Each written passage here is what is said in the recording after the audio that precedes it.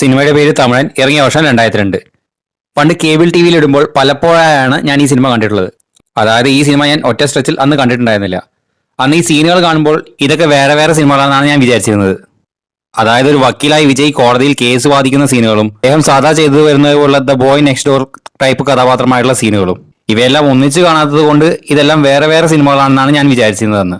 അതുവരേക്കും ശങ്കർ സിനിമകളിൽ മാത്രം കണ്ടിരുന്ന ദ കോമൺ മാൻ ഹീറോ ആയി വിജയ് ആദ്യമായി വന്ന സിനിമ. സംവിധാനം പുതുമുഖമായ മജീദ്. സംഗതി ഈ സിനിമ എനിക്ക് ഇഷ്ടപ്പെട്ടോ എന്ന് ചോദിച്ചു കഴിഞ്ഞാൽ ഈ സിനിമയുടെ സബ്ജക്റ്റും പിന്നെ കോടതി മുറിയിലെ സീനുകളും ഒക്കെ എനിക്ക് വളരെ ഇഷ്ടമാണ്. ഞാൻ ഇടയ്ക്കൊക്കെ യൂട്യൂബിൽ കാണാറുമുണ്ട്. അത് നമ്മുടെ വീരപ്പണ്ണൻ ഒരു ഇന്റർവ്യൂവിൽ പറഞ്ഞിട്ടുണ്ട്, മലയാളികൾ സിനിമകളെ സിനിമകളായി മാത്രം കാണുമെന്ന്. സോ സിനിമയെ സിനിമയായി മാത്രം കാണുന്ന ഒരു മലയാളി എന്ന നിലയ്ക്ക് ഈ സിനിമയിലെ കുറച്ച് വീരാരാധനയുള്ള എലമെന്റ്സ് എനിക്കാണ് കണക്ട് ആയില്ല. പക്ഷെ ഞാൻ ഇതിനു മുൻപ് പറഞ്ഞതുപോലെ ഇതിലെ കോടതി മുറി സീനുകളൊക്കെ എനിക്ക് വളരെ ഇഷ്ടപ്പെട്ടു. ജോലി ചെയ്യുന്നത് തമിഴ്നാട്ടിലായതുകൊണ്ട് ഈ കോർട്ട് റൂം സീനുകളിൽ പലതും എനിക്ക് കണക്ട് ആവുകയും ചെയ്തു. അതായത് 2002 പുറത്തിറങ്ങിയ ഒരു സിനിമയിൽ കാണിച്ചിട്ടുള്ള കുടിവെള്ള പ്രശ്നം, അതുപോലെ പോലീസ് സ്റ്റേഷനിലെ ഇഷ്യൂ, പിന്നെ ഗവൺമെന്റ് ബസ് ജീവനക്കാരുടെ പെരുമാറ്റം. ഇന്നലെയും കൂടി എനിക്ക് അതുപോലെ എക്സ്പീരിയൻസ് ഉണ്ടായി. അതൊന്നും ഒരു മാറ്റം ഇല്ലാണ്ട് ഇന്നും തുടർന്നു പോകുന്നു എന്നുള്ള ഒരു ഫാക്ട് ആണ്. ഈ സിനിമ യൂട്യൂബിൽ അവൈലബിൾ ആണ്. ഇതിലെ കോർട്ട് റൂം സീനുകൾക്ക് വേണ്ടി മാത്രം ഈ സിനിമ കാണാം. പിന്നെ ഈ സിനിമയെ കുറിച്ച് പറയുകയാണെന്നുണ്ടെങ്കിൽ ബദ്രി, ഫ്രണ്ട്സ്, ഷാജഹാൻ എന്നീ സിനിമകളിലൂടെ വിജയ് നേടിയെടുത്തൊരു വിന്നിംഗ് സ്ട്രീക്ക് ബ്രേക്ക് ചെയ്ത സിനിമയാണ് തമിഴൻ. പക്ഷേ ഇതിനുശേഷം റിലീസായ യൂത്ത് വൻ വിജയമായിരുന്നു.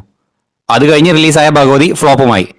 ഈ ഭഗവതിയിലും തമിഴിലും ഞാൻ കണ്ട ഒരു കോമൺ ആയ കാര്യം എന്താന്ന് പറഞ്ഞു കഴിഞ്ഞാൽ ഈ രണ്ട് സിനിമകളുടെയും ഫസ്റ്റ് ഹാഫിൽ വിജയ് അതുവരെ ചെയ്തിട്ടുണ്ടായിരുന്ന ടൈപ്പ് ചോക്ലേറ്റ് കഥാപാത്രമായും സെക്കൻഡ് ഹാഫിലാണ് അദ്ദേഹത്തിന്റെ ട്രാൻസ്ഫോർമേഷൻ നടക്കുന്നത്. ഒരുപക്ഷെ ഇങ്ങനെ ശ്രമം നടത്തിയത് കൊണ്ടായിരിക്കാം ഈ രണ്ട് സിനിമകളും അന്ന് പരാജയപ്പെട്ടത്. പിന്നെ വിജയ് ആദ്യമായിട്ടും അവസാനമായിട്ടും വക്കീൽ വേഷം ചെയ്ത സിനിമ ഇന്ത്യൻ സിനിമയിലേക്ക് പ്രിയങ്ക ചോപ്ര എന്ന നടിയുടെ ആദ്യത്തെ ചുവടുവയ്പ് അത് ഈ സിനിമയിലൂടെയാണ്. ഈ സിനിമയെ കുറിച്ച് നിങ്ങളുടെ അഭിപ്രായം എന്താണ്? ഒന്ന് കമന്റ് ചെയ്യും. പിന്നെ ഈ സിനിമ കണ്ടപ്പോഴാണ് നമ്മുടെ മായമോഹിനി സിനിമയിൽ നെടുമുടി മരിക്കുന്ന സീൻ എവിടെ നിന്നാണ് ഉദയകൃഷ്ണ CBK തോമസ് ചൂണ്ടിയതെന്ന്